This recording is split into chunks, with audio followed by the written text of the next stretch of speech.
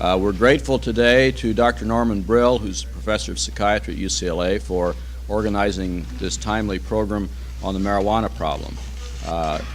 I'll turn the meeting over to him. I'd like to remind you that all questions and discussions will be held until the last speaker finishes at the end of the program. Thank you very much, Dr. Brill.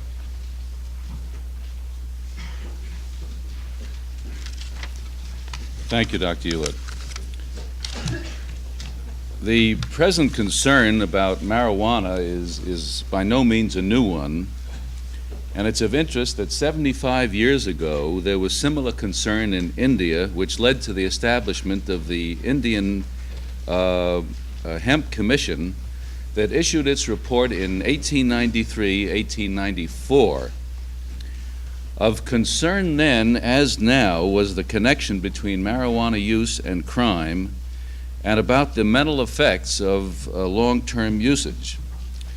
After a most careful and exhaustive investigation, the Commission concluded that there was no connection between marijuana and violent crime, and that the moderate use, and I emphasize moderate, use of marijuana produced no moral injury whatsoever. There was no evidence to substantiate the belief that marijuana injuriously affected the character of the user as long as the use was moderate. Excessive consumption, on the other hand, both indicated and intensified moral weakness and tended to lead to loss of self-respect, occasionally to dishonest practices that were associated with degraded poverty, but rarely with violent crime. I'm using the words of the Commission. The Commission concluded that for all practical purposes, it may be said that there is little or no connection between the use of hemp drugs and crime. It had been a common belief that marijuana tended to produce insanity. The Commission found that those mental hospital records which had been relied upon to support the popular view were notoriously inaccurate. Often, when no other obvious cause of insanity could be found, and the patient, like a substantial percentage of society, was a user of hemp drugs, that this was simply put down as the cause. But when they examined the symptoms of the cases of insanity that were supposedly associated with marijuana use and compared them with the symptoms of other patients who had not used the drug, there was no difference whatsoever. Now, this did not mean that there were not occasionally acute toxic psychotic reactions, such as also occurred with alcohol. Now, among other things that the Commission considered was the problem of enforcing any law prohibiting the use of marijuana. You'll be interested in their conclusions. Quote, "Since there is no victim to complain about this type of offense, the police will necessarily have to proceed by using informers and invading the citizens' privacy to get evidence. In addition to considering the resentment among the citizenry, which the methods necessary to enforce such a law would inevitably produce, the Commission worried about the disaffection that would be caused by any law that turned a sizable percentage of the population into criminals, whether or not they were apprehended. They found no evidence in the Indian population that marijuana use was a stepping stone to the use of opiates in any substantial number of people. It was feared, however, that if the use of marijuana were made illegal, the users, or at least a substantial number of them, could be expected to turn to other considerably more harmful drugs, and that one of the drugs mentioned by the Commission was alcohol. Now, it may be of interest that the government of India, without the benefit of an exhaustive Commission report, has recently begun an effort to criminalize the use of marijuana. And as John Kaplan, professor of law of Stanford University, says, it is perhaps ironic that this has happened just around the time that Americans were beginning to understand the point that the Commission of 1893-1894 made. Now, recently there's been so much written and said about the dangers of marijuana use, the frequency of its use, and the laws regarding it, that we believed that a presentation of some of the facts as they are now known might be helpful and provide some, hopefully, unbiased perspective against which the unfolding pot scene can be viewed. At this point, I would like to call upon Dr. Peter Lomax for the first presentation. Dr. Lomax, as you can see from your program, is an associate professor of pharmacology here at UCLA. He will review the present state of knowledge of the chemistry of marijuana, the confusing nomenclature, and the findings of animal experiments and the clinical effects in man. I should explain ahead of time that because of restrictive laws that have been in existence since 1937, when the Marijuana Tax Act was passed, no material essentially has been available for pharmacologists to study. The drug was removed from the U.S. Pharmacopoeia and the National Formulary in 1941. The difficulties that people have had in getting licenses are indescribable. Many investigators got discouraged and gave up trying to get a license or any of the drug for experiments. Dr. Lomax.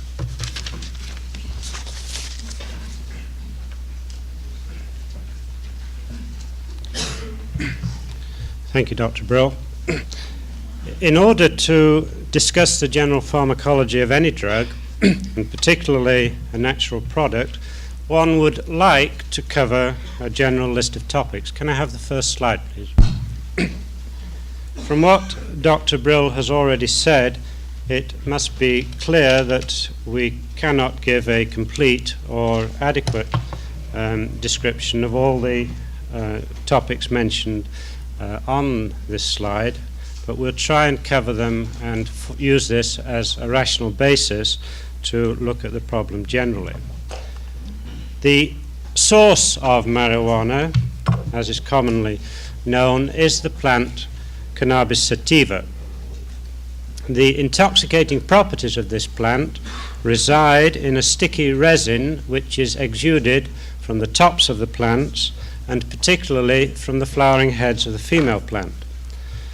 Slide 2 lists the preparations which are in general use around the world and gives an indication of the relative potency of these preparations.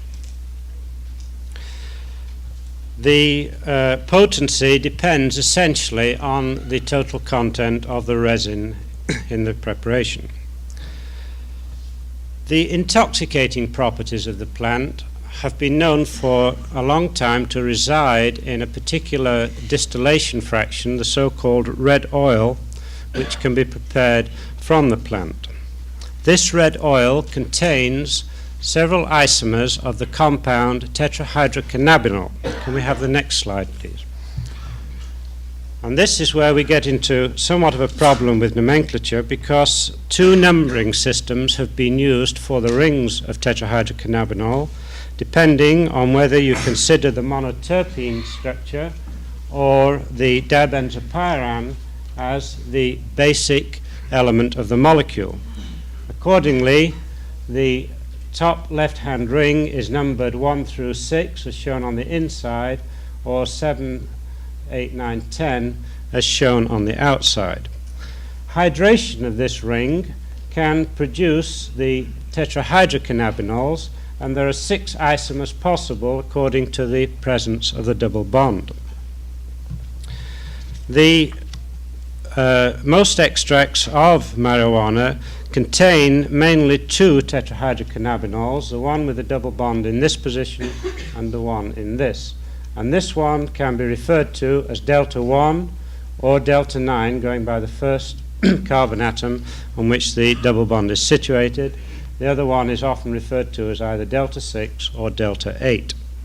The ratio of 1 to 6 is generally in the order of 1 to 10, and a good psychotomimetic sample of marijuana contains about 1 to 1.5% of the tetrahydrocannabinols. Delta 1 THC is generally referred to as the psychotomimetically active constituent of marijuana, but the evidence for this is far from substantial and certainly needs further solid verification. There are, of course, a great many other cannabinoids in marijuana, and on the next slide I've listed most of the ones that have been extracted and some of their pharmacological effects. One of the problems that has bedeviled this whole subject is the fact that there is no satisfactory bioassay for the plant material. In fact, the plant in most cases does not contain any active THC, and it's been speculated that most of the THC that's absorbed during smoking is formed during the burning process of the cigarette. As far as structure activity is concerned, THC is very unusual amongst CNS drugs in that it doesn't contain a nitrogen atom. Structural similarities have been suggested between THC, LSD and morphine, but these are embryonic studies. As far as the biological actions of the drug are concerned, the most prominent behavioral effect in animals, in mice, cats and monkeys, is the so-called postural arrest phenomenon. This is characterized by immobility, relaxation, staring, and increased responsiveness to external stimuli. The threshold doses required in these species to produce this syndrome are very similar to the threshold doses required to produce the psychotomimetic effects in man. The most detailed clinical account of marijuana on man is probably that of Bromberg in 1934. And if I can summarize what he said, the intoxication is initiated by a period of anxiety within 10 to 30 minutes after smoking, in which the user sometimes experiences vague fears, sometimes of death, and is restless and hyperactive.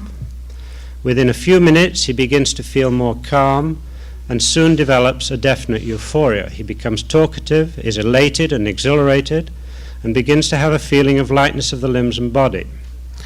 He laughs uncontrollably at times and appears to have a rapid flow of ideas, giving the impression of brilliance of thought and observation.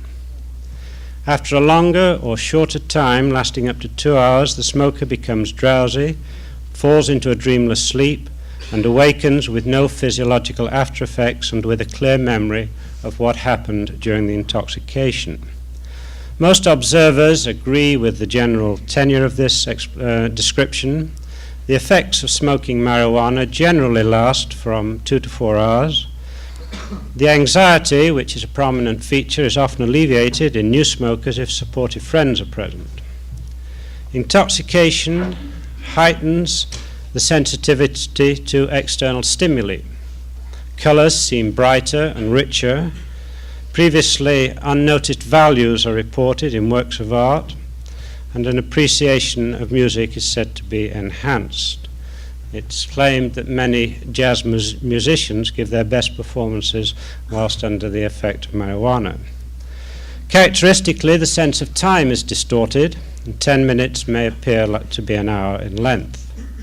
Paranoid thoughts may appear. Most people I speak to mention this as a dominant feature, but the subject remains objective about these paranoid thoughts.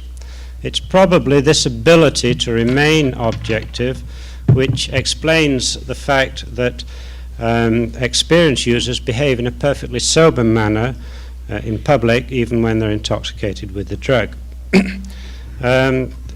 As far as experimental behavioral effects are concerned, acute treatment with THC has been said to produce dramatic changes in social behavior in mice.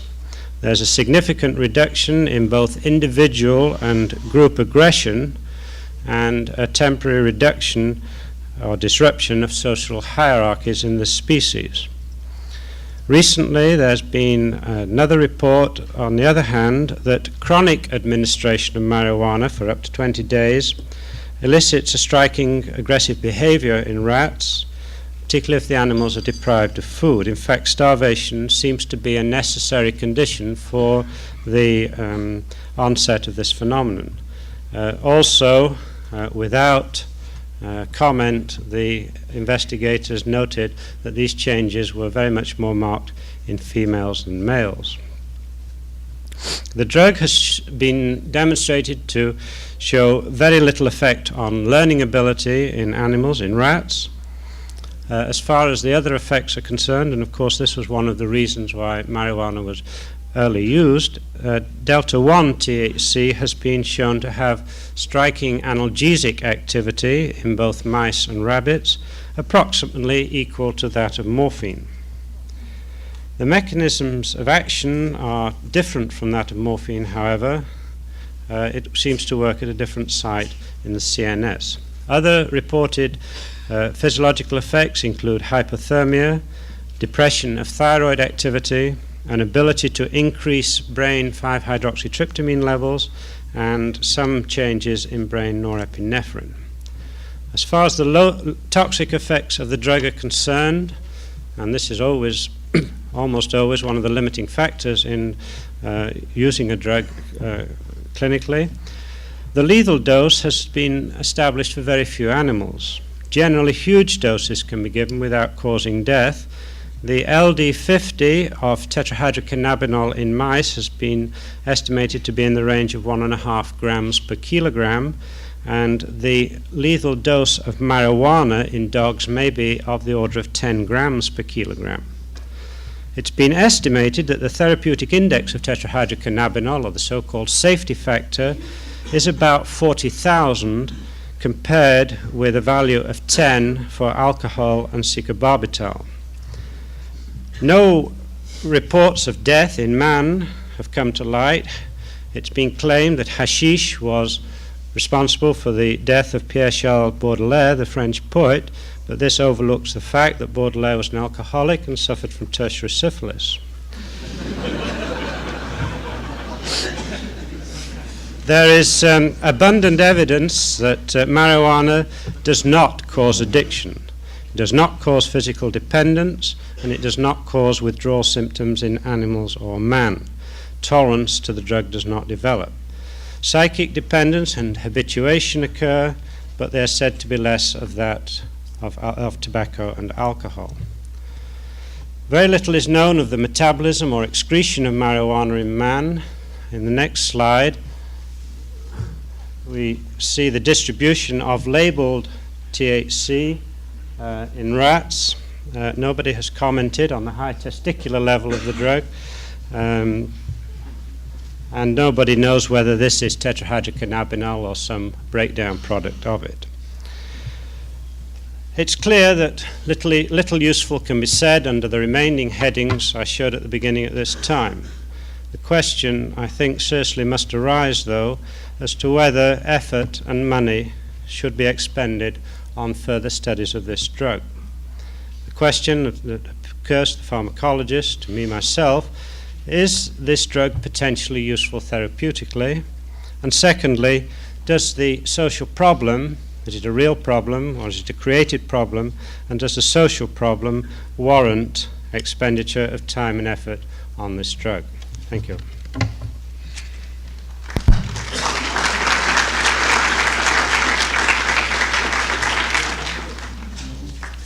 Thank you very much, Dr. Lomax. Because of the difficulties in getting the drug, there's been remarkably little done in the way of clinical studies. Dr. Frank, one of our third-year residents, will review those clinical studies that have been done, as well as some of the work that he is engaged in here at UCLA. Dr. Frank.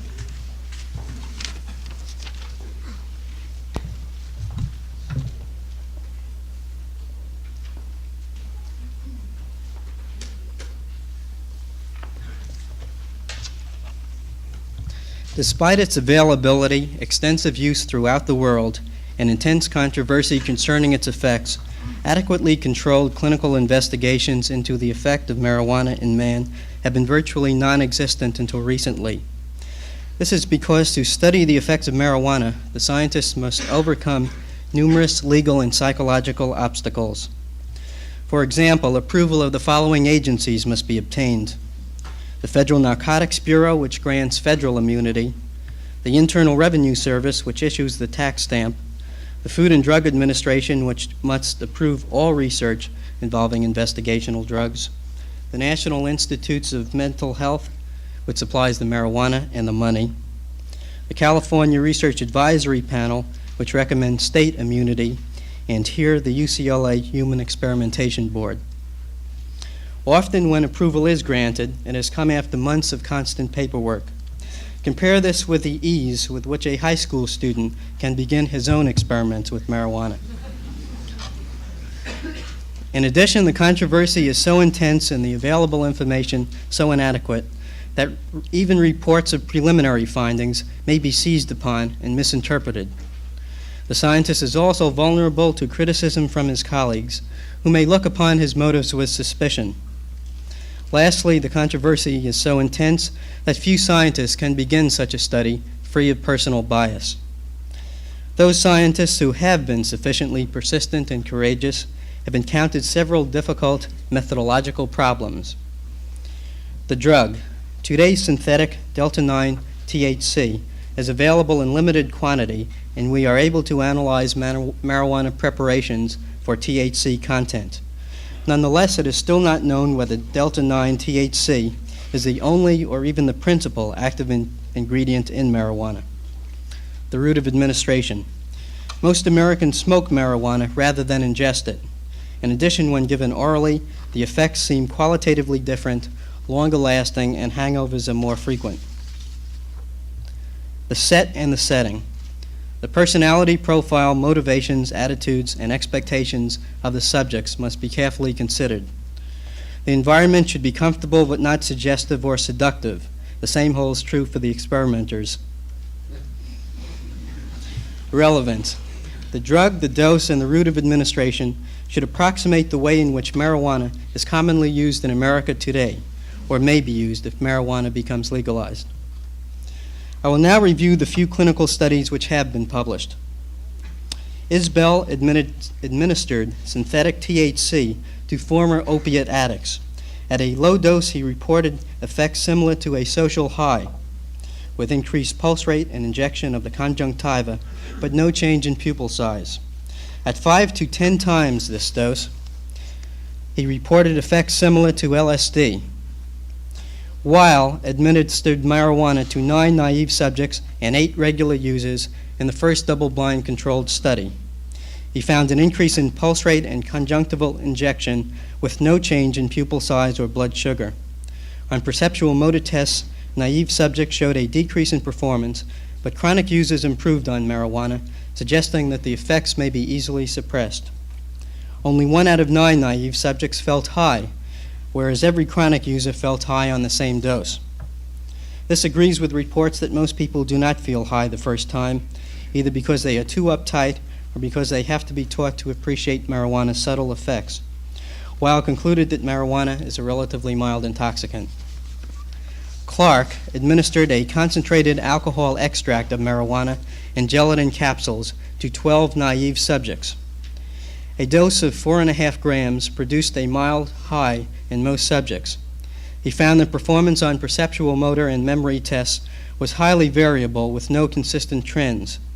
Performance on complex reaction time and digit code memory tasks were most consistently impaired. Crancer compared the driving performance of 36 chronic marijuana users under 3 conditions: no drug, marijuana smoked to a social high, and alcohol at a predicted blood level of 0.1%, which is the legally recognized level of presumptive intoxication in many states. Driving performance was evaluated in a simulator with an observer placed behind the driver. Total scores for subjects on marijuana did not differ significantly from their baseline performance. In contrast, 5 subjects intoxicated with alcohol scored significantly greater errors in all categories. Kranz's study suggests that persons can drive safely while high. A closer look at Kranz's research, however, reveals that his equipment is relatively unsophisticated and his subjects have no control over their simulated drive. At a specific point in the movie, the car turns left whether or not the subject turns the steering wheel to the left, and he has no control over the speed. Thus, the subject's illusion of actually driving the car is rapidly dispelled. In addition, careful calculation shows that the amount of alcohol given each subject would have produced a blood level of 0.18% in a state of severe intoxication. In view of these deficiencies in equipment and experimental design, France's findings must be considered suggestive rather than conclusive. And yet it is imperative that this question be answered conclusively. Often after I have lectured on marijuana, teenagers and young adults tell me that they drive while high on grass. Many tell me that they are ultra cautious and their driving is actually improved. This is corroborated by McLaughlin and West's finding that 24 of their 32 respondents admitted to driving while high. The question of whether marijuana impairs driving performance must be answered conclusively, and it must be answered now. At UCLA, we have the most complex, sophisticated, computerized driving simulator in the world. Slide. The Institute of Transportation and Traffic Engineering Simulator has been specifically designed to evaluate the effects of drugs on driving performance. This simulator consists of an actual late model Chevrolet mounted on steel rollers so that the engine is actually running and the wheels are turning. The driver views the road scene on a curved screen filling his entire field of vision. Both steering and the speed of the film are under the control of the driver. 45 input channels to a computer monitor driving functions, continuously comparing the subject's responses with programmed expected responses so that a composite picture of driving performance emerges. 15 naive subjects and 15 regular users will be tested in the simulator before and after smoking a placebo, a low dose, and a high dose of marijuana in a Latin square design. We will then study the effects of marijuana on mechanisms of concentration and selective attention. Thus, we are in a unique position to evaluate the effects of marijuana on driving performance. And soon we will begin negotiations with Northrop Aviation to use their aerospace simulator. We have also begun experiments to evaluate the effects of marijuana on pupil size, illumination threshold, and glare recovery time. Pupil size. Marijuana users and police officers believe that marijuana produces dilation of the pupils. Isbell and Weil, however, measured pupil size grossly and observed no changes. This question assumes considerable importance since policemen suspect marijuana intoxication whenever they see a triad of inebriation, lack of alcohol on the breath, and pupillary dilation. The physician must also consider marijuana among the differential diagnosis of a drug reaction. Dr. Robert Hepler, Mr. Robert Petrus, and I have begun to measure pupil size under controlled levels of illumination and focusing distance. Pupils are photographed at intervals throughout the experiment, and the diameter of the pupil is determined from the photograph. Analyses of data from the first 3 subjects has showed a consistent constriction beginning 15 minutes after the marijuana is smoked and gradually declining after the first hour. No pupillary dilation was found. If this finding is confirmed in the remainder of our subjects, it will then be possible to differentiate a marijuana-induced reaction from that due to barbiturates, tranquilizers, alcohol, LSD, amphetamines, and belladonna preparations, all of which produce pupillary dilation, and heroin or morphine, which produce pupillary constriction to a pinpoint level. Illumination threshold and glare recovery time. Next slide. After adaptation to the dark, a glarimeter is used to measure the minimal level of illumination at which the subject can first identify a lighted target. Then a glaring light goes on for 5 seconds. The amount of time necessary for the subject to again identify the target design is recorded. Although our findings are too preliminary to report at this time, the results of this experiment will be especially meaningful to marijuana users who drive at night. Conclusions. The most consistently striking finding in all of these studies is that marijuana produced no striking findings. Indeed, one is impressed with how easily the subjects could suppress the marijuana effects. Hence, there was minimal, if any, impairment on psychological and perceptual motor tests. More complex and sophisticated tasks, such as driving in the ITTE simulator, will no doubt be more sensitive in picking up subtle drug effects. I suspect that when all the evidence is in and marijuana has been fully evaluated as a drug rather than as a symbol of the generation gap, Scientists and laymen alike will conclude that alcohol may indeed be more harmful, but that sex is more fun.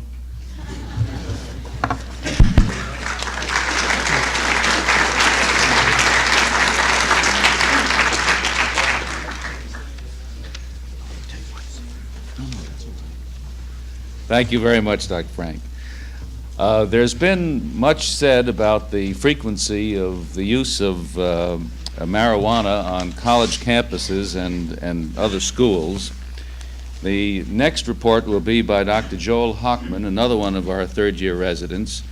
He will review the statistics on marijuana use in colleges and schools, and I think is particularly qualified to do this because of some very extensive research that he's engaged in on this very subject here at UCLA. Dr. Hochman.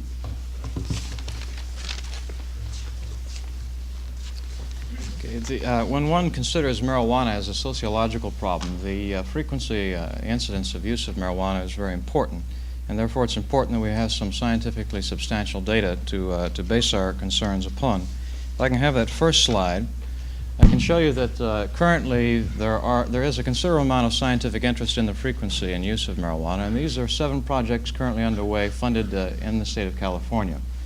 As you can see, Dr. Brill and Dr. Crumpton have just recently finished a study of 1,700 here at UCLA, and you can also see that there are studies underway in all the other areas and locations noted on the slide. Santa Clara, Berkeley, 2 at UCLA, 1 at Langley Porter, and 1 in the Haight-Ashbury district. If I may have the second slide now. Most of my data comes from a compilation that was done by the Drug Abuse Division of the Justice Department. It was published current through May of 1969. And there are only several reports that are excluded in this compilation that have been published subsequent to its appearance. If we consider the reports of the non-random studies regarding marijuana use, you can see that the frequency of use varies somewhat as to locale, and particularly it seems to be a function as to how far from an urban area the study is done. At the Ithaca College, you can see the incidence of having at least tried marijuana was 28.9% for males and 17.5% for females. This, in general, is a law with regard to marijuana use. Females have tried it in lesser percentage than males. The 70% figure in 2145, these are the numbers of subjects reporting and the percentage of the total population sampled. At UCLA, in a Bruin poll, 32% of the population of UCLA's undergraduate student body reported, and the incidence there was 34.9%. The incidence that has been recovered in Dr. Crumpton and Dr. Brill's study is 36% of the student body have tried it, and approximately 21% of the student body use it regularly here. The University of Virginia, 5.6% have tried it, and it's the College for Women, and at Brooklyn College, 4.2%. If one takes a very gross average, you can see that in the non-random studies, 24.7% approximately of the students have experimented with marijuana. Next slide, please. Perhaps the more important studies are the random studies that are reported. You can see in the Castro Valley area, 3 high schools were studied with approximately 100% return of the students queried. They found a percentage of 35% for males, 22.3% for females had tried it. In the San Francisco area, you can see the distribution of incidence there. The upper middle class, approximately 16%, in a suburban area, 31%, and fascinatingly enough, in a lower middle class school, 13%. This seems to give us some support of the speculation that marijuana use now, in contrast to 20 years ago, is a middle and upper class phenomenon. In the San Mateo area, we had an 18.5% instance of experimentation. Once again, a gross average of 22.7%. Next slide, please. Dealing with the random studies in the West Coast universities during '67, at a public university in Southern California, a 21% instance was recovered. At 5 California universities and colleges, this was a combined study. You can see the incidence there. Private school, 21%, Catholic school, 11%, junior college, 21%, state college, 33%, and a state university, 10%. The California Institute of Technology, an excellent study is reported there, where the 90% of the entire population of the school responded to their study, They found a 13.7% incidence of experimentation and, more significantly, an 8.7% incidence of regular use. Once again, a gross average of 18.7%. Now, going to the next slide, we deal with, I say East Coast, it's really East Coast and Midwestern, in as much as a large part of the sample is from the Michigan area. In the, I can't pronounce it, in New York, a 16.7% incidence of use, of experimentation rather, but a 9.5% incidence of regular use in males. And then you can see the figure for females there.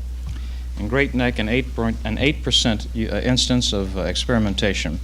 Now in Michigan, an excellent study is reported, a random representative sample.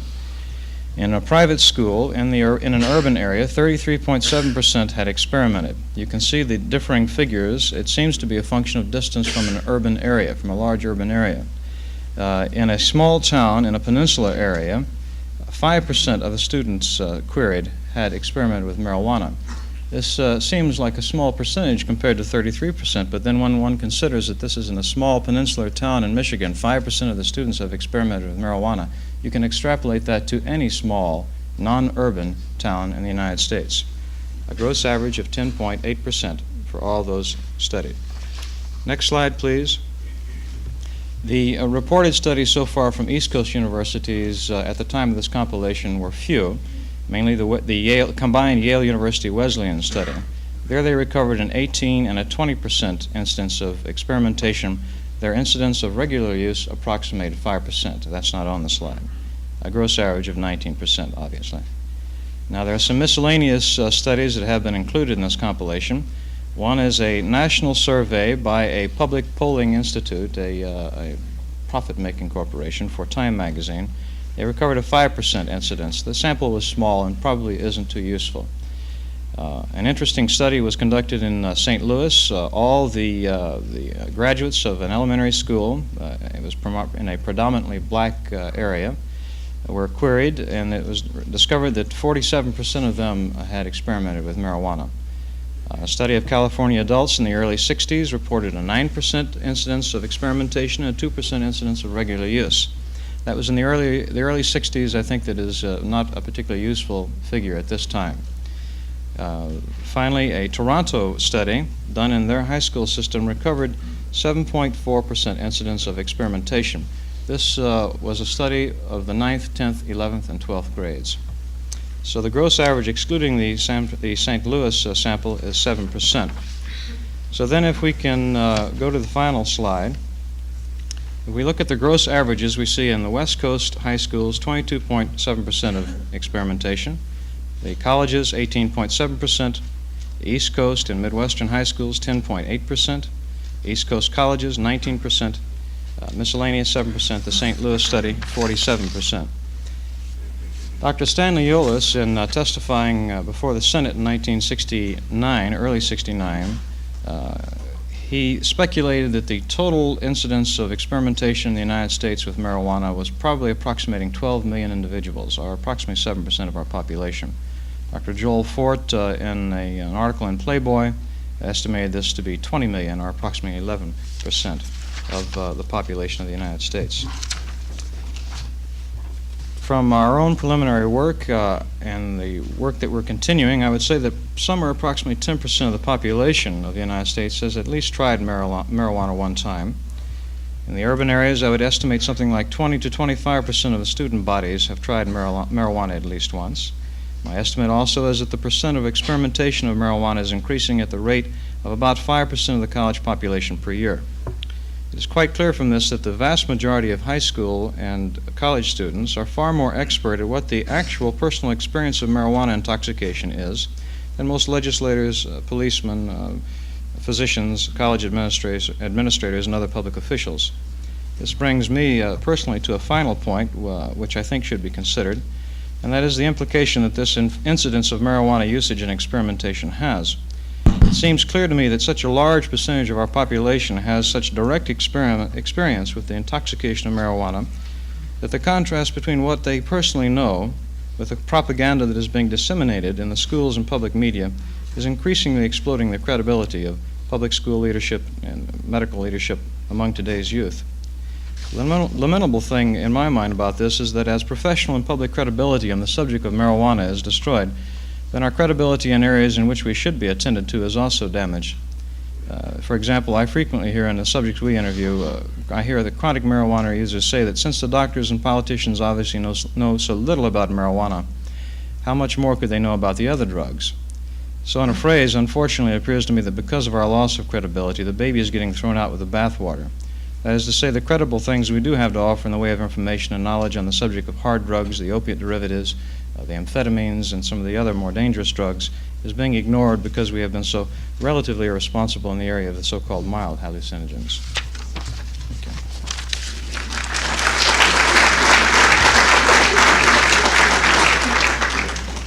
Thank you, Dr. Hochman. I think that we can relax a little bit because the new generation of doctors, we think will know much more about marijuana than the old generation. From our estimates, and they are just purely estimates, anywhere from 75 to 90% of the medical students at UCLA have tried marijuana. Now, one thing that has been learned is that it's impossible to generalize about the personalities of all persons who use marijuana, just as one cannot generalize about those who use alcohol. Some individuals have tried marijuana out of curiosity, some as a result of pressure from friends, some because it's the norm for their culture, some use it to maintain psychic equilibrium, and some in order to escape from reality. Dr. Lynn Crumpton, who's a research psychologist at the Brentwood VA Hospital and an assistant research psychologist here in the Department of Psychiatry, will describe a study of some personality differences between users and non-users. Dr. Crumpton. What I'm going to report is a study by Dr. Brill and me, which relates certain personality variables to the extent or frequency of use of marijuana. Most of the literature has to do with either behavioral or test data on the acute effects of marijuana or with clinical observations on long-term users. We use this information to develop some hypotheses about personality variables which might be related to frequency of marijuana use in a group of UCLA students. We located or constructed scales or items related to these hypotheses and administered a test booklet to students in a basic psychology class at UCLA. Almost the entire class responded because they could get out of a very time-consuming chore by filling out our questionnaire. 14 students reported using marijuana almost every day. 19 reported using it once or twice a week, 18 once or twice a month, and 28 regularly but less than once a month. This gave us 4 groups differing in frequency of reported use of marijuana. We compared them with 2 control groups, each of 20 subjects pulled randomly from the much larger number of students who reported never having tried marijuana, which was 244, or having experimented without continuing its use, which was 56. Subjects were mainly 18 or 19-year-old freshmen and sophomores, about equally divided between male and female.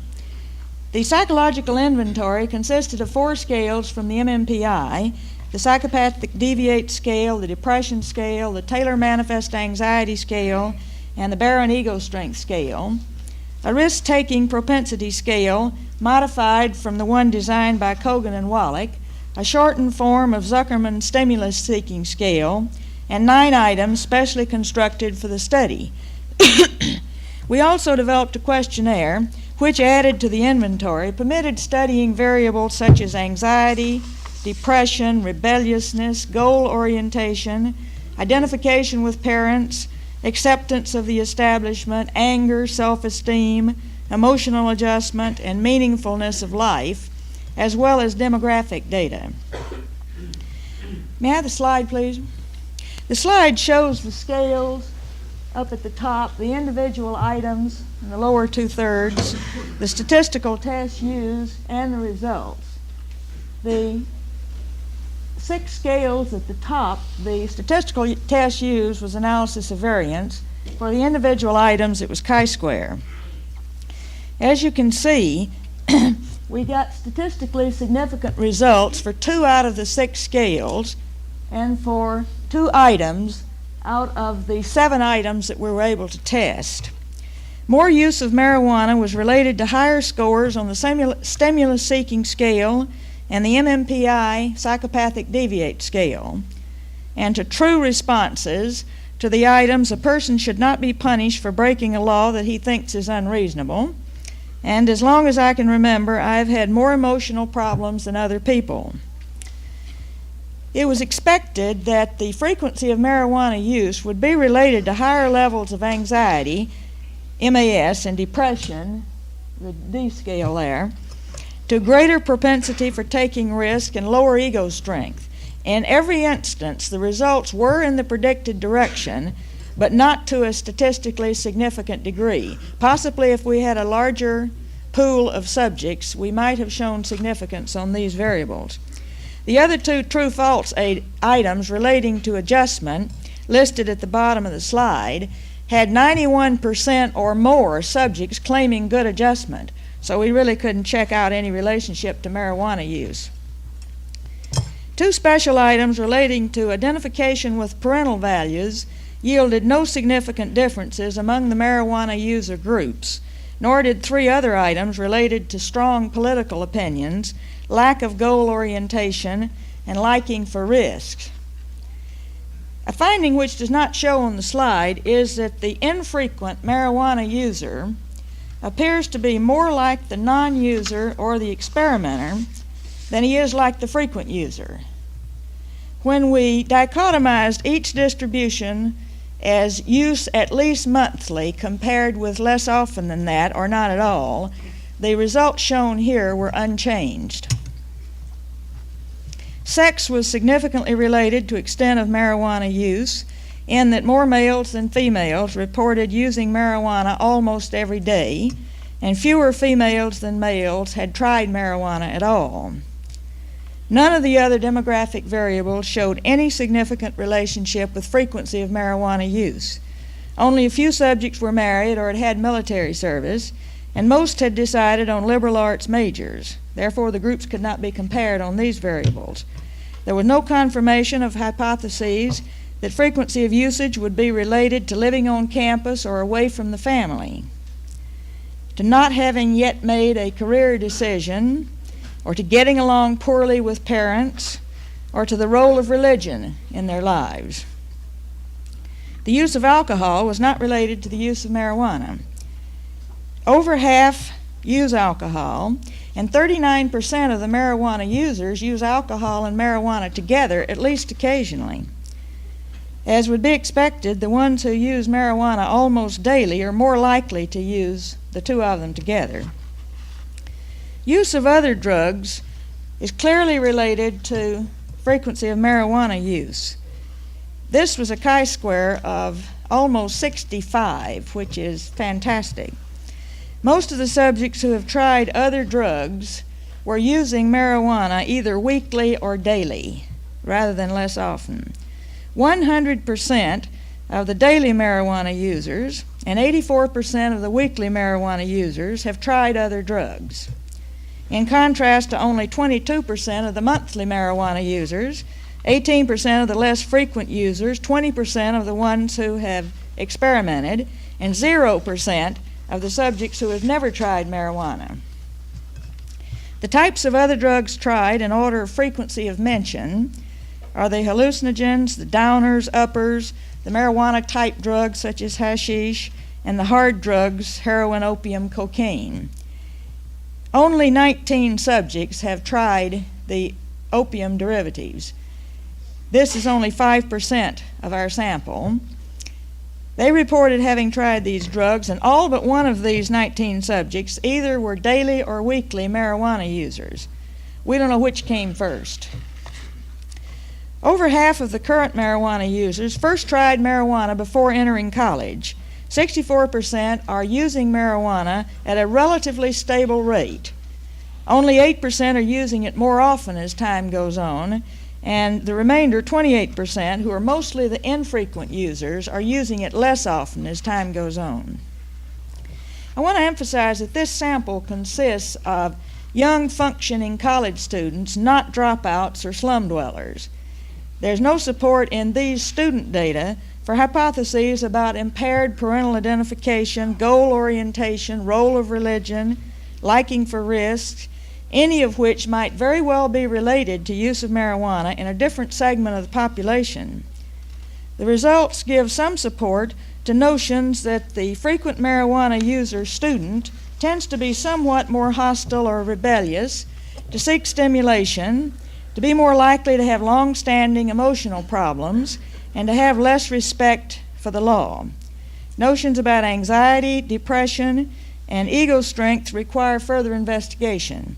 It's important to know whether marijuana use produces the personality differences which we found, or is a manifestation of them. We have no data on this at all.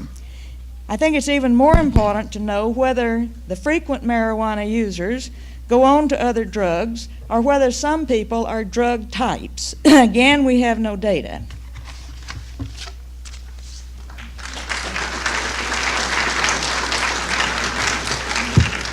Thank you very much, Dr. Crumpton. The results of the analysis of the largest sample, the 1,600, we'll have pretty soon, and then we'll hopefully be able to answer some of these other questions.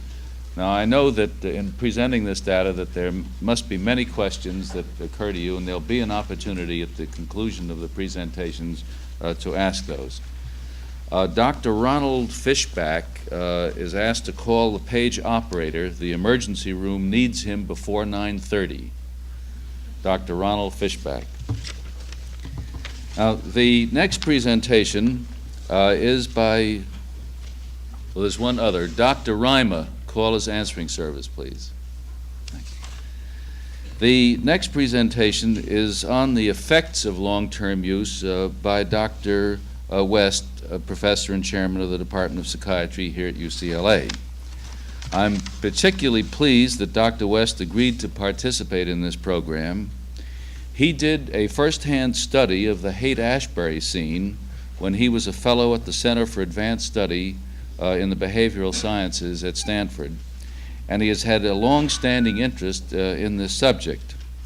He's known internationally for his work with drugs, and especially for his LSD work using elephants, for those of you who remember that.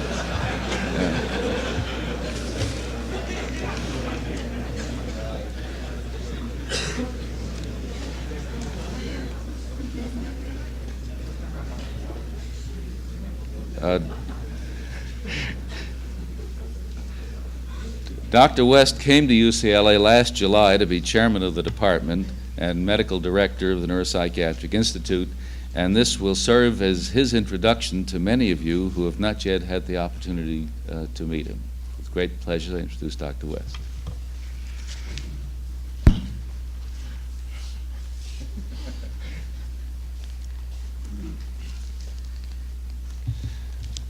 Thank you, Dr. Brill. I only gave LSD to one elephant. But it is the largest series available.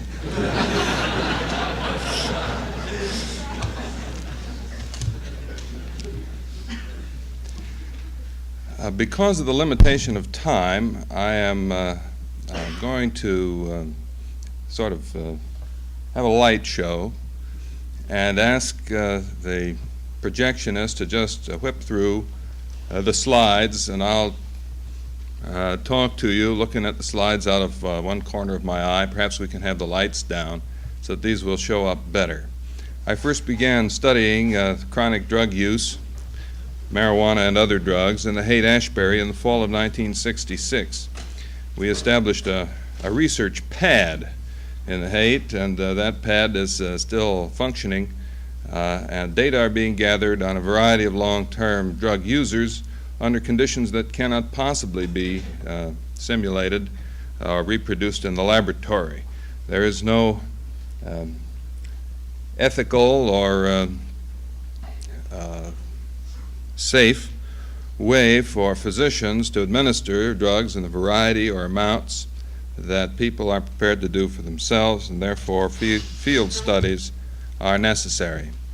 Now, a number of things emerged from our observations in the Haight-Ashbury and other parts of San Francisco, beginning with what was, in those days, the hippie phenomenon, but upon which quickly was superimposed a chronic drug use subculture, which the Haight-Ashbury has increasingly become.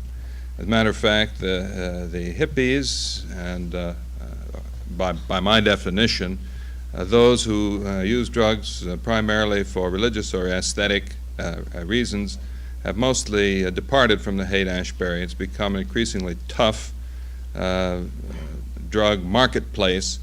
Amphetamines and hard narcotics are readily available there. And many of the former denizens have departed and only return occasionally in order to replenish their supply of whatever it is that they're using. Could you sharpen the focus a little bit, please? I just thought it might be advisable to bring out a few of the points that demonstrated here. For example, marijuana seems to enhance affection. In that last slide, there were 3, not 2, people in that horizontal tangle, and various kinds of inhibitions seem to be relieved.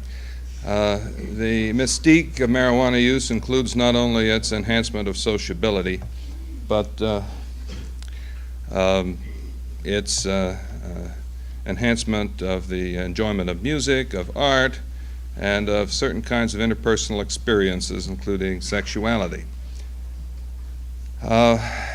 It must be admitted, however, that a certain number of users end up in places like the Haight-Ashbury Free Medical Clinic, where we had somebody posted most of the summer of 1967, the so-called Summer of Love.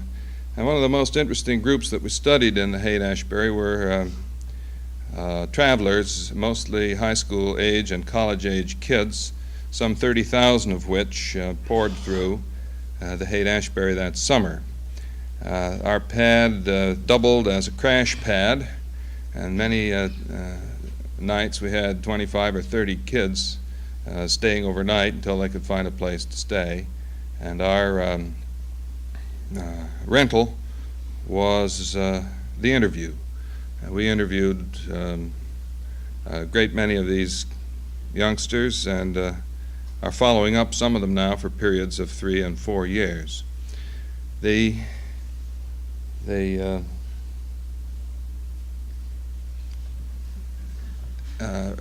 Child rearing practices are altered. Here you see, I think in this one, a mother with a child in a satchel shopping for drugs on the street in the Haight-Ashbury. I think it's important that the marijuana scene, along with the rest of the drug scene, be related to a certain ongoing and changing social phenomena. The rebellion against material values and certain kinds of inhuman and machine-like aspects of modern society have been equated with the use of drugs, and I think particularly with marijuana. There's a back-to-nature sort of movement implied in this, and it's interesting to me that that young lady was hitchhiking her way out to the country. I know she got a ride.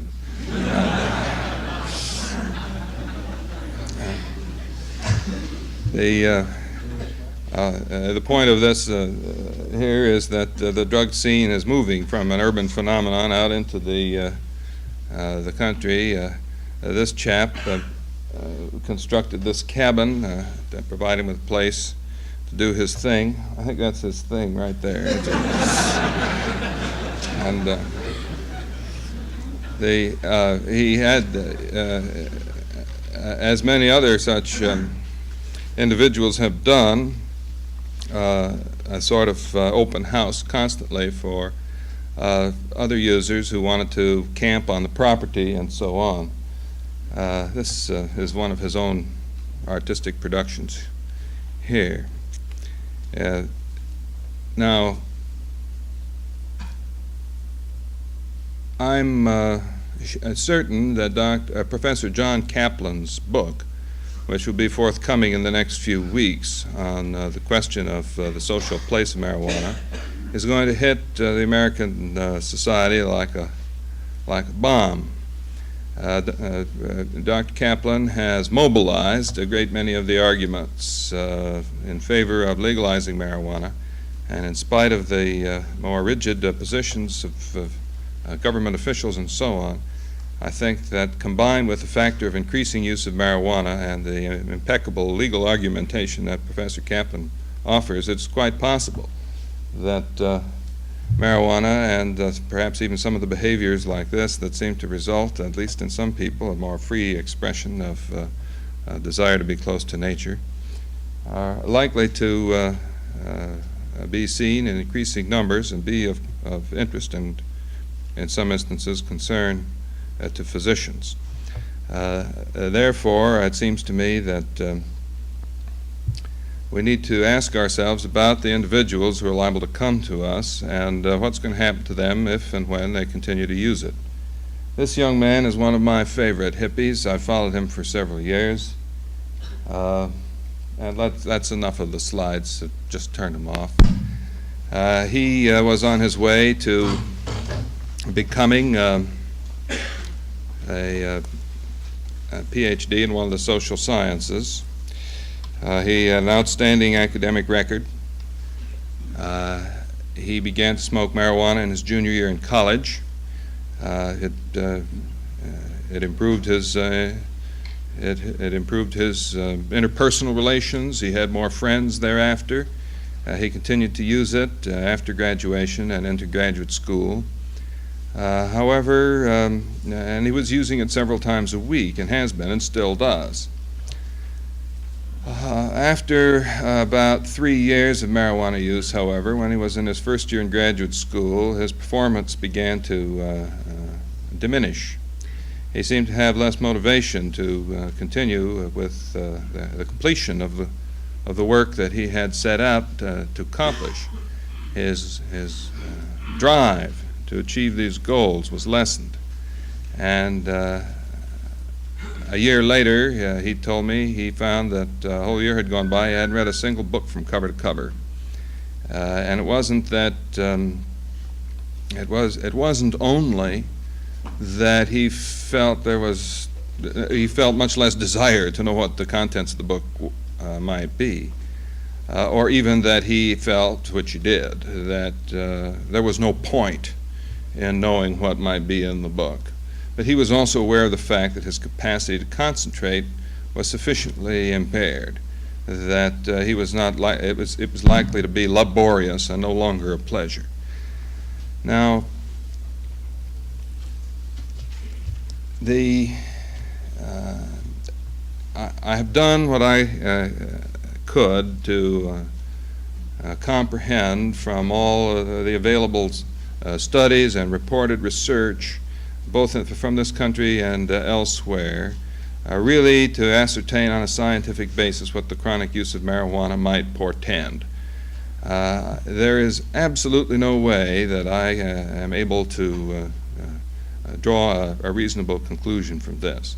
You can't take the Moroccan figures, for example, about 50% of the inhabitants of a mental hospital being former keef smokers, because you don't have the statistics on the population from which the hospital patients were drawn. And if 50% of them were keef smokers, then that statistic means nothing. Furthermore, the question of does marijuana lead to other drug use is a common one and a foolish one. In the first place, the post hoc ergo propter hoc reasoning about the time sequence of marijuana and harder drugs is obviously illogical. It's been pointed out by some that mother's milk might be considered a precursor to the use of heroin, since there is a certain relationship in time between the two. Suffice to say that you could point out that the fact that marijuana is illegal forces those who want to try it into the hands of professional drug peddlers who make much more of a profit out of heroin and are much more likely to expose them to it. Therefore, you might say that the law creates a circumstance where those who want to smoke marijuana are put at greater risk to smoke heroin rather than the marijuana itself from a pharmacological point of view. The statistics on the increase in marijuana use as compared with heroin use suggest very strongly that there is not, however, a link between the two. And at this moment, that point, I think, has to remain moot. If you ask yourself the relationship between the use of marijuana and other drugs, you also have to ask yourself, in whom? And I think that I have seen people who were drug-prone and who might have gotten on heroin sooner if they had not used marijuana and found that it sufficed to meet their needs for self-medication, essentially, for a period of time, maybe even a year or two, before marijuana no longer was enough for them, and then they had to use heroin. In such an instance, you might then say that marijuana is preventive of heroin use and have just as much logic, at least in such an individual case. Now, since there are no data that can really be relied upon from any available study to give us a clear indication of what chronic regular marijuana use might do, I find myself impelled to share with you only what I can offer, and that is a clinical impression based upon following over a fairly long period of time now, 3-4 years in some instances, of people who've been using marijuana for relatively long periods of time. Some such users show and report nothing that you could be concerned about. Others do. And I'd like to quote myself in a description of what I have seen in a number of cases of people who smoke marijuana regularly where I thought the changes were due to the use of the drug. And I'll just read you this one paragraph. There are a great many young people, including some of the brightest and some of the best, who have been using marijuana now more or less regularly for 3 or 4 years. Addiction or even habituation is denied. The smoking is said to be simply for pleasure. Untoward effects are usually, although not always, denied. But the experienced clinician observes in many of these individuals personality changes that seem to grow subtly over long periods of time. Diminished drive, lessened ambition, decreased motivation, apathy, shortened attention span, distractibility, poor judgment, impaired communication skills, loss of effectiveness, introversion, magical thinking, derealization and depersonalization, diminished capacity to carry out complex plans or prepare realistically for the future, a peculiar fragmentation in the flow of thought, habit deterioration, and progressive loss of insight. There is a clinical impression of organicity to this syndrome that I simply cannot shake off or explain away in any other fashion. Now, this is a clinical impression. How a bust for drugs and a felony conviction can ruin the life of a young person is no clinical impression. That's a fact. And frankly, I'm much more concerned about what the punitive laws have done and are doing to the young people experimenting with drugs. At the moment, that's a more acute problem than this. But as physicians, I do believe we have to be concerned with the possibility of long-term effects like those that I've described. And in closing, I'd like to just share with you what I say to the young people who've frequently raised some of the questions I think must be raised in our own minds. Just because alcohol is bad, and it's bad, plenty bad, doesn't mean that marijuana is good. Just because the drug laws are stupid doesn't necessarily mean that we don't have to have some kind of laws regulating the use of intoxicants. And just because you have been lied to about the dangers of marijuana doesn't necessarily mean that it's safe. Thank you.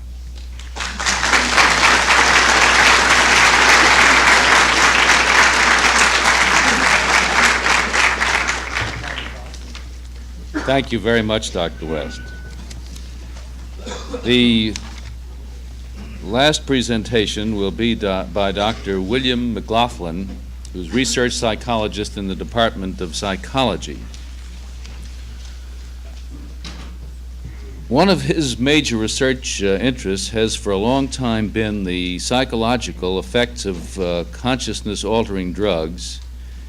He has investigated the long-term effects of LSD and is a member of the Narcotic Addiction and Drug Abuse Review Committee of the NIMH. He's very well known for his many publications on marijuana and LSD and other hallucinogens, and it's a pleasure to have him with us at this symposium today. Dr. McLaughlin will discuss some of the social implications of present regulations, some alternatives, long-range considerations of the problem as they relate to society. Dr. McLaughlin.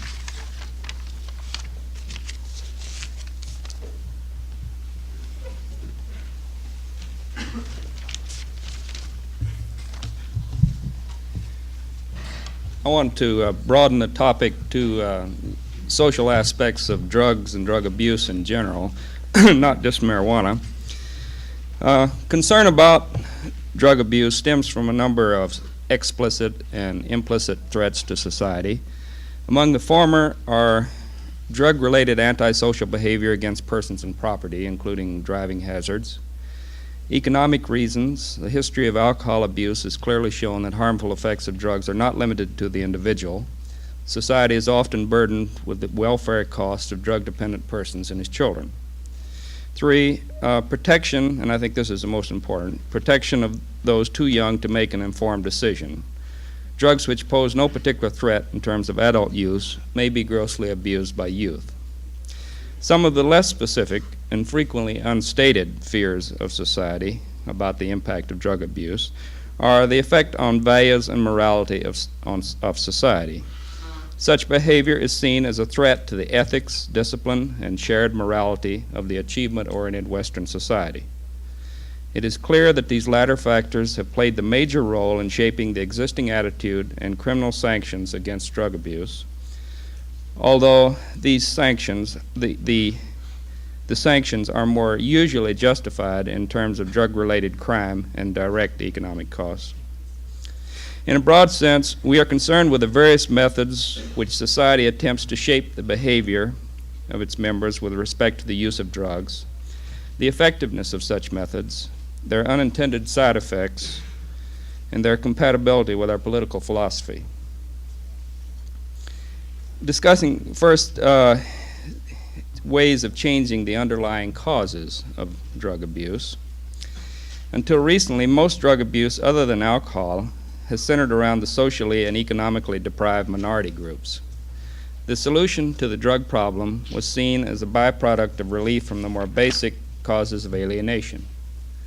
Today, society is faced with a new form of disaffection, alienation by choice. Drug abuse by middle-class youth is seen as a symptom of dissatisfaction with the present values and direction of society. The solution is seen to lie in the resolution of some of the major conflicts between the younger and the older generation, particularly the Vietnam War. The younger generation, of course, is more than a little disillusioned with a society where Harris poll shows 65% of the population felt that things like the My Lai incident are bound to happen in this type of war. A similar proportion felt they should not have been reported by the press. American Legion raises $200,000 to support the defendants. A senator from Louisiana thinks those women and kids got what they deserve for helping the enemy.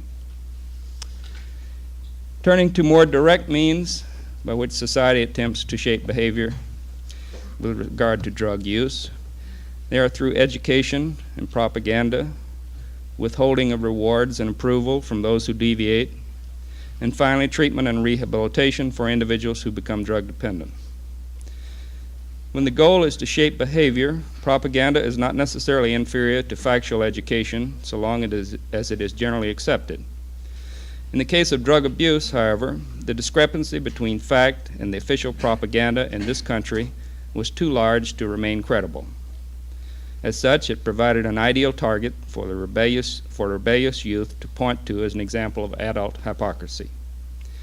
This, in turn, has put the establishment on the defensive and has resulted in a great deal of confusion and embarrassment in attempting to communicate the realistic hazards of drug abuse to the younger generation. In effect, the establishment fell victim to its own self-delusion. The punitive approach to drug abuse stemmed from the fears about its impact on the Protestant ethic, but rather than make these fears explicit, extremely harsh sanctions were rationalized as protection against drug-related crime, and by claiming marijuana to be in the same abuse category as heroin. The drug education problem is further complicated by the break in communication caused by the legal sanctions. For a socially regulated drug such as alcohol, the adolescent normally receives a balanced orientation on the benefits and hazards in the home. In the case of a drug such as marijuana, however, discussion in the home is normally taboo, and the adolescent often depends on information gained from his drug-using peers who grossly exaggerate the advantages and are oblivious to the dangers. When considering the misconceptions about drug use on the part of both the older and younger generations, plus the breach in separating the two groups on more basic issues, it seems clear that both sides can profit from education. At this point, the most important goal of education may be to help induce the older generation to ease the transition of old to new values. Concerning shaping of behavior by non-criminal regulations, virtually everyone agrees that the government has not only the right but the obligation to influence drug-using behavior via non-criminal regulations. These include testing, quality control, advertising, labeling, including a description of potential hazards, and the prescription system of distribution. For the socially approved recreational drugs, alcohol and tobacco, such regulations include age of purchaser, hours of sale, higher taxes on more potent and potentially harmful preparations, and the specifying of the setting where consumption is permissible, for example, prohibition of alcohol use in automobiles, and restricting alcohol consumption to beer at certain large gatherings such as sports events. This is probably an area where imaginative approaches to shaping drug-using behavior could have a high payoff. Within the next 10 years, many more specific acting, mind-altering drugs are likely to become available, and perhaps also non-drug methods which produce similar effects. Huxley's suggestion for relatively safe, new chemical escapes to replace alcohol is likely to become a reality for an increasing proportion of the population. Even at present, a rational assessment of how best to regulate the use of marijuana should take into account the interaction between availability of marijuana and the use of other drugs. Evaluation of recreational drugs will need to consider a variety of factors: physiological effects resulting from acute and chronic use, tendency to produce physiological or psychological dependence, and over what period of use, increase of antisocial behavior, effect on motor activity, tendency to produce long-lasting personality changes, such as Dr. West referred to. Other factors are the ability to control, measure potency, convenience of mode of intake, oral versus intravenous, for instance, ability for self-titration to control effect. There are a wide number of factors, and also which need to be considered, of course, are the positive considerations: effectiveness as an aid to pleasure, relaxation, aesthetic appreciation, enhancement of interpersonal rapport and emotionality, utility of variety, newness of perception and thinking, facilitation of the enjoyment of vacations, weekends, other periods devoted to recreation, rest, pleasure, etc. What I'm suggesting is that an enlightened approach in the future will take into account the need for, as Huxley suggested, recreational drugs, and attempt to encourage the best available, the least harmful, the ones which provide with the least amount of risk, what the population demands, and attempt to shape behavior through encouraging these and discouraging others. Turning now to the criminal sanctions against drug behavior. First, criminal sanctions against drug distribution. This approach seeks to eliminate the availability of certain drugs known to have abuse potential by means of criminal sanctions against their illicit manufacture, importation, and distribution, but without imposing penalties at the user level. There are no drugs in this category at present, but this approach was applied to alcohol during the Prohibition period, and more recently to the hallucinogens, amphetamines, and barbiturates for a brief period by the Food and Drug Administration. It is also the policy which is generally followed in practice for controlling gambling and prostitution offenses. That is, the penalties are directed against the seller, but not the user. Yeah. Just kidding. Okay.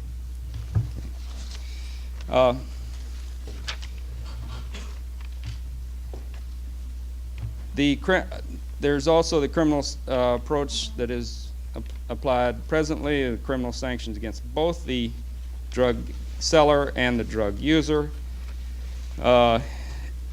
This is justified in terms of their deterrent effects, their aid in apprehending the seller. They obviously produce a number of undesirable side effects. It breeds a subculture with hostility for the law, which may generalize to secondary patterns of deviance. It encourages selective enforcement against behavior that are unpopular but not illegal. And it inevitably encourages the violations of constitutional guarantees of privacy, as well as other practices such as informers posing as students, hippies, etc. Finally, I'd like to make some speculative comments on the need to anticipate trends in the relevant variables as they apply to drug abuse. If society is to implement drug abuse policies which are not out of date before they are enacted, there's a need to anticipate future changes in the social and economic environment, institute appropriate long-term planning. Otherwise, we will continue to react to a series of marijuana and amphetamine-type crises on an after-the-fact basis. Looking at the time period some 10 to 20 years in the future, there appears to be a number of trends which will affect social attitudes toward drug abuse. If we grant that our present punitive approach grew out of the threat of drug abuse to the Protestant ethic, that is, what we are really concerned about is that the individual will take drugs, withdraw, and not contribute anything to society, then the major reason for such policies are undergoing rapid change. If automation and other technological changes produce an increasingly affluent economy among more overcrowded population, the importance of individual productivity to society must decrease. This is particularly true with regard to the effects of drug abuse, where the principal losses are among those least able to contribute to technological economy. I guess. Okay. Could conclude. All right. Well, in summary, what I am suggesting is that the 1990 picture society may look as follows: a relatively large segments of the population who choose a rather hedonistic, low-cost style of life similar to today's hippies. Some will rely heavily on drugs, others will not. They will represent a net loss to the economy, but an affluent society will tolerate such groups and provide minimal support on the grounds that resources are available and their potential productivity is not needed, and they make at least some contribution to society, particularly in the arts. The majority of society will continue to contribute to the economy and will live vastly more affluent lives than do the dropouts. They will, however, make use of improved mind-altering drugs, mostly in moderation, for enjoyment to enhance various activities.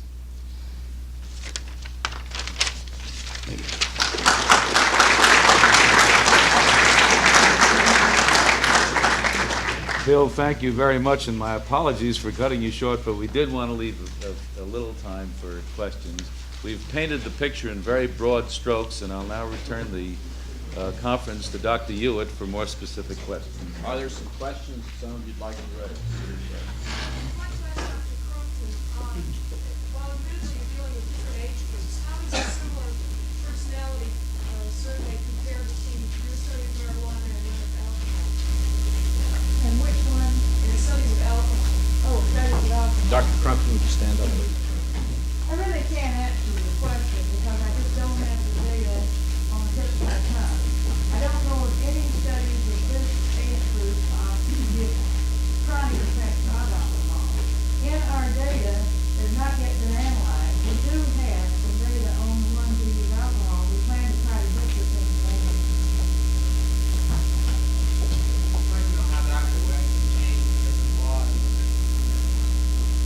question is, how would Dr. West like to change the present laws on marijuana? Dr. West, if you can answer that in a minute, why you have the floor.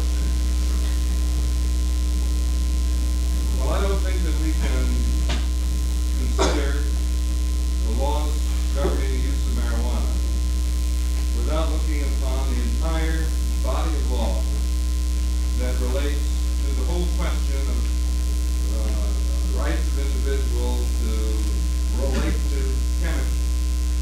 In other words, that we can't look only at the Marijuana Act of 1937, we have to look at the Harrison Act too.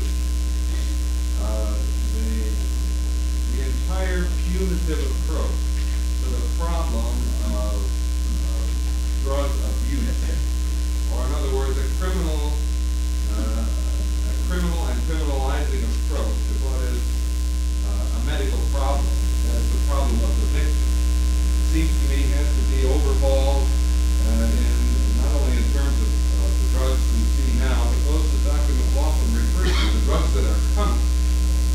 There are many of them available on prescription, for example, like amphetamine, the abuse of which is far more harmful medically than marijuana. But there are others available over the counter. Gasoline sniffers are in bad shape medically. There's no law against that. There's no law against composed little blue pills. In the next 15, 20 years, there are going to be dozens of pink pills, yellow pills, lavender pills, produce all kinds of alterations in mood, thought, and behavior that people want for themselves. We can't have a piecemeal approach to the law governing all these things. And I personally believe that there has to be probably a national commission appointed to analyze the entire relationship between society and the use of chemicals by individuals. One thing I do feel sure about, and that is that the person who's in trouble on account of using drugs is a patient, not a criminal, and he should be treated, not put in jail. The hour is here where we must end this session. I'd like to thank the participants in the audience for their contributions. The session next month will be on clinical problems in the field of neuroendocrinology.